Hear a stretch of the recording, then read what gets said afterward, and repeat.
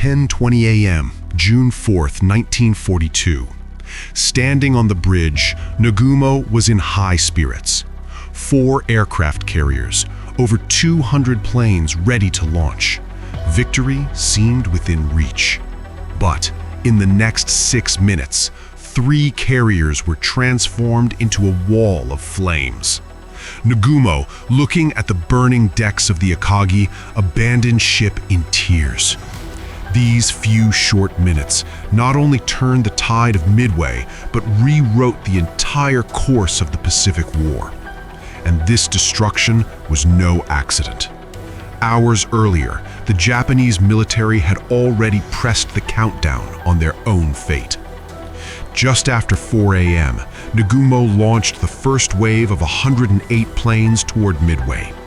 The waiting American anti-aircraft guns instantly built an impenetrable ring of fire in the sky. Several Japanese planes were blown apart on the spot, trailing flames as they plunged into the sea. But the well-trained Japanese pilots braved the fire to dive in turns.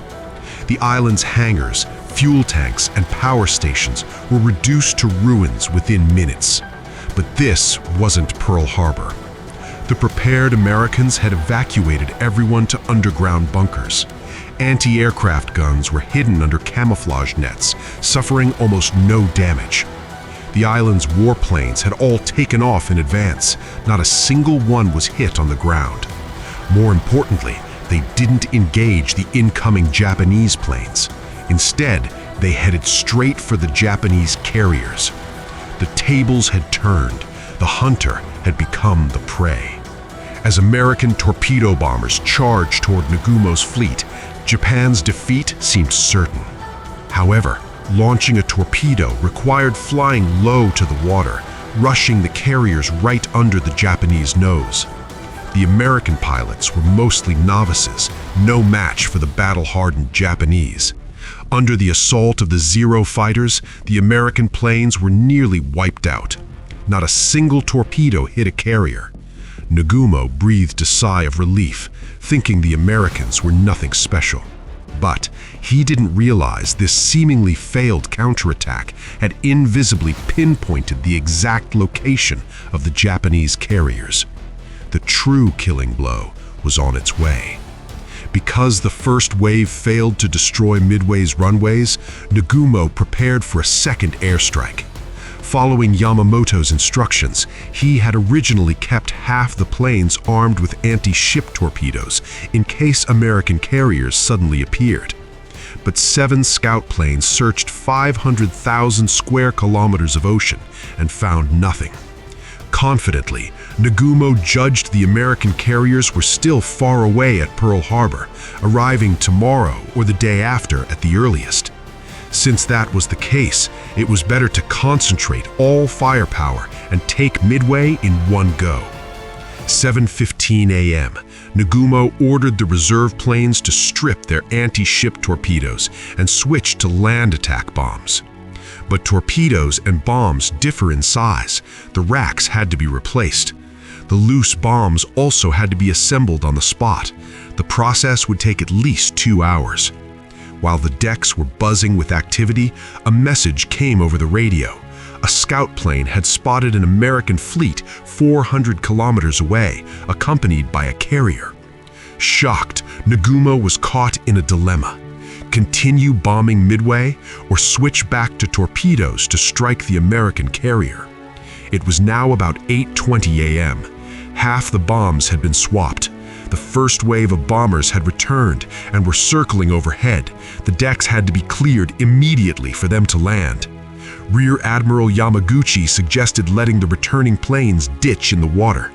Despite the casualties, the carrier planes could be launched by 9:15 a.m. Regardless of the payload, they should strike the American carrier immediately. But Nagumo judged that the American attack wouldn't arrive until 10+ a.m. He believed there was plenty of time. So he ordered the recovery of the planes and a rearming of the strike force with torpedoes. It was this perfect order that pushed the Japanese fleet into the abyss. Bombs just installed had to be taken off. Torpedoes just removed had to be put back on. The hangars became a chaotic mess. To save time, mechanics simply piled the removed munitions along the sides of the deck. This turned the 4 carriers into 4 giant floating bombs, needing only one match to ignite. 9:18 a.m., the American fleet closed in. 3 carriers sent a total of 42 torpedo bombers to launch the first wave of the main assault. Nagumo immediately ordered fighters into the air. The nimble Zeros, with their superior maneuverability, shot down 15 torpedo bombers in just 15 minutes. Grim. Torpedo Squadron 8 from the Hornet was nearly annihilated. Only George Gay survived. Of the 14 torpedo planes from the Enterprise, only 5 limped back. Not a single torpedo hit. Meanwhile, 6 Wildcat fighters from the Yorktown faced 20 Zeros. Commander Thatch utilized a unique tactic. The fighters flew in pairs, spreading apart. One acted as a bait, letting a Zero lock onto its tail. Then, the 2 Wildcats would fly toward each other, crossing paths. As they crossed, the Zero would slide right into the other Wildcat's line of fire. This was the famous Thatch weave. In minutes, 4 Zeros, confused by the maneuver, were shot down by Thatch's team. Transition. The first wave of American carrier planes lasted until 10:10 a.m. Though they paid a heavy price, they delayed the Japanese rearming process and exhausted the Zeros' ammunition and fuel. The Japanese fighters had to return to refuel. At this moment, high defense was weak. The decks were covered in munitions. A fatal vacuum had opened. But Nagumo was oblivious. In his eyes, the American attack had failed.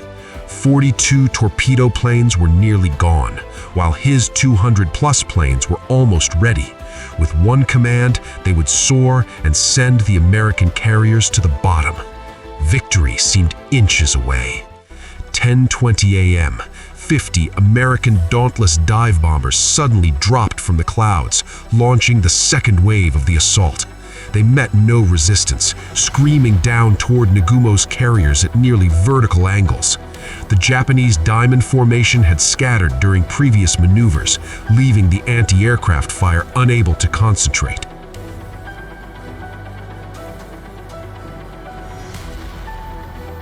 The Kaga tried to turn and evade, but 3 bombs landed beside the hull, sending up massive geysers. Then 4 bombs hit the midsection and bow in succession. The superstructure was almost entirely destroyed. Most officers died instantly. 1 bomb pierced the flight deck and exploded in the hangar, igniting the munitions and fuel piled on the deck. A fireball shot into the sky, with smoke billowing thousands of feet high.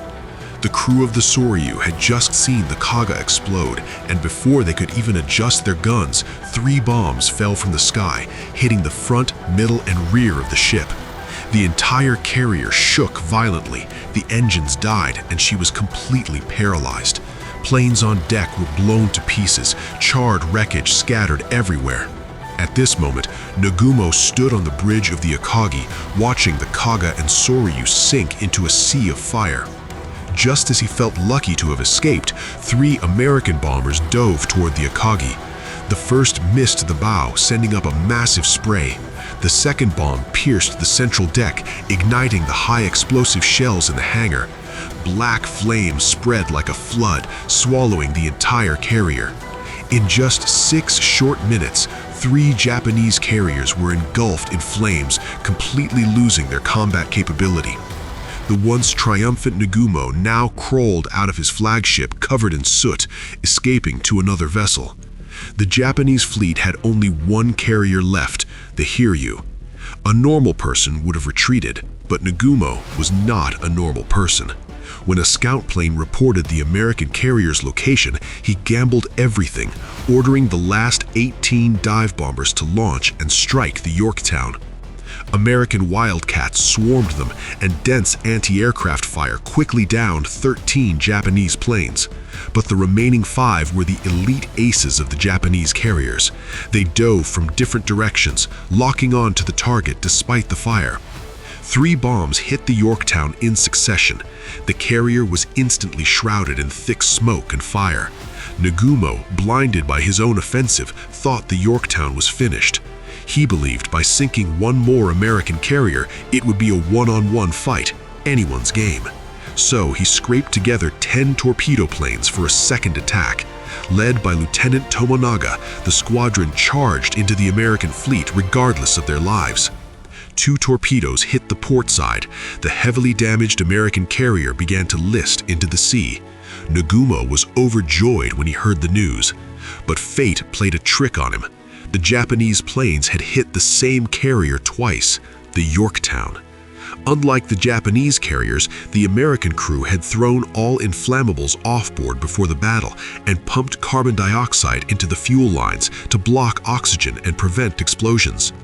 3 hits radiated. While the Japanese carriers were one-hit kills, the Yorktown absorbed 3, extinguished the fires, and resumed sailing. The Japanese pilots couldn't tell the difference from the air, so they hit it again in the second round. It was like a video game. You use all your strength to kill 2 enemies, but actually the opponent only lost 1 life, while 2 full health enemies are waiting in the bushes to finish you off.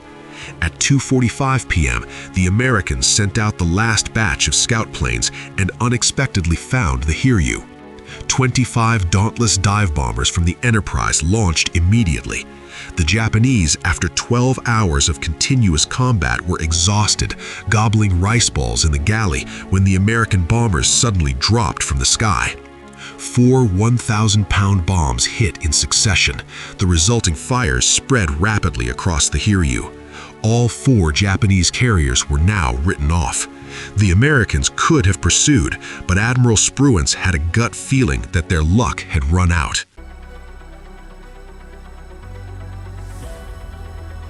Continuing west would be disadvantageous, so he quit while he was ahead and ordered the fleet to return.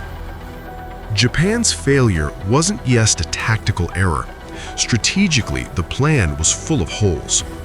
After the attack on Pearl Harbor, 8 American battleships were heavily damaged, but the 3 carriers were out on missions and escaped. Yamamoto, commander of the Japanese Navy, knew he hadn't hit the vital organs. With American industrial output being 10 times that of Japan, once the war machine started, new carriers would be launched like dumplings. In less than a year, they would be at Japan's doorstep. Japan's only hope was a quick victory, wipe out the American carriers before they recovered, and force a peace treaty.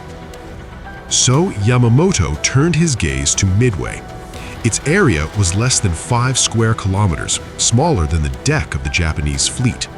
But it was the gateway to Pearl Harbor, an American outpost and supply station.